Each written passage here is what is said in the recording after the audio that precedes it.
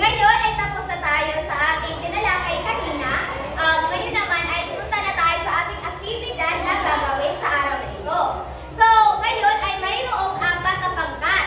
So, gagawin sa kada pangkat ay mayroong gagawa ng slogan, may gagawa ng kanta, at poem at roleplay. Ngayon naman ay papangkatin ko kayo sa 4. Bagong lahat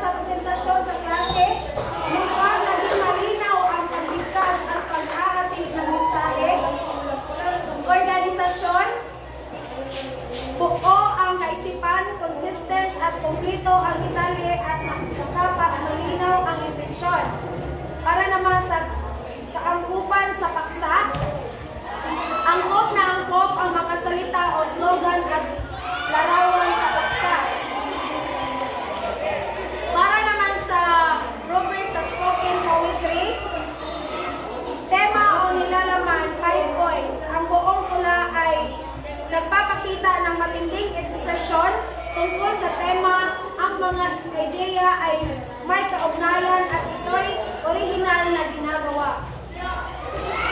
Pagpapahayag, 5 points, may epektibong pagpapahayag ng tula sa pamamagitan ng pagpili sa mata, maganda ng pangtinig, malinaw ang ekspresyon, malinaw na pagbigkas sa bawat salita at tono. Struktura o pagkabuo ng tula, 5 points. Lahat ng mga linya ay maayos na pinili at may makatugma, organisado ang pagkagawa at nakakadala sa damdamin. Galaw ng katawan, 5 points. Ang espresyon ng mukha, ideya at galaw ng katawan ay kumukuha ng malaking interes pagkasabik patungkol sa tema, malikhain ang presentasyon. Para naman sa role play, 5 points, pagganap sa tauhan, epektibong nagampanan ang papel ng mga tauhan. Pangalawa, paukupan ng kilos, galaw, pananalita, 5 points. Angkop ang kilos, galaw at hindi eksahirado, gayon din ang pagsasalita. Kawastuhan ng pangyayari, 5 points. Naipakita ang wastong pangyayari sa pagtatanghal. Pagtatanghal bilang pangkat, 5 points. Mahusay na isinadula at itinalagang pangyayari. Para naman sa pag-awit, 5 points nilalaman, nakapokus sa pagpaksa ang nabuong awit. Paggamit ng mga salita, 5 points. Makabuluhan at piling-pili ang mga salita na ginagamit sa awit. Pag-awit, 5 points. Malinaw ang pagkakabigkas ng mga salita at nilapatan ito ng angkop na tono at musika. Hikayat sa media ay madla, 5 points. Nakakahikayat pakinggan ang himig ng awit. Kabuuang pagtatanghal, 5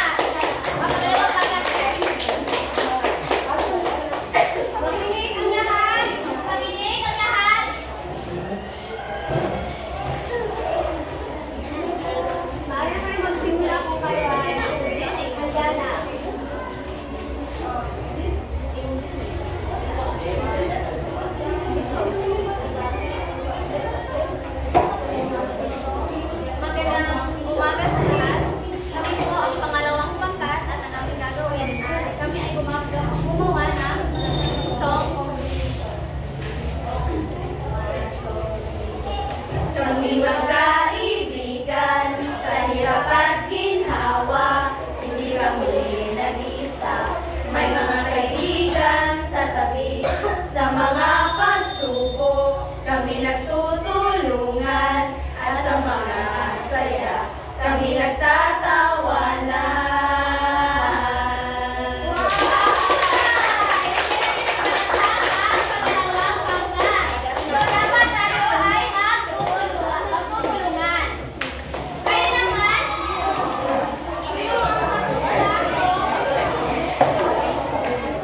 So, ang susunod na mag-represent ay ang group 1. Okay na?